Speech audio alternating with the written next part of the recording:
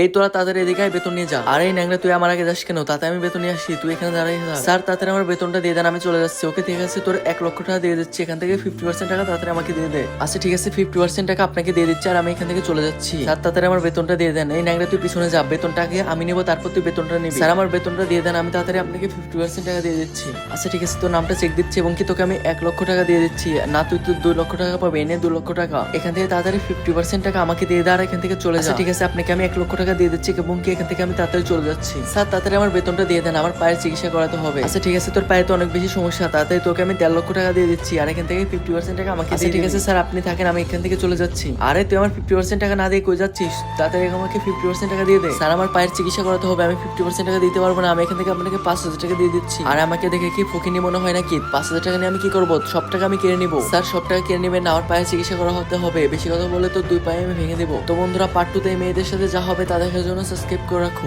আল্লাহর জন্য তো সবাই লাইক সাবস্ক্রাইব করে। আজকে দেখবো দুঃখী মায়ের জন্য কে কে ভিডিওতে লাইক এন্ড সাবস্ক্রাইব করে।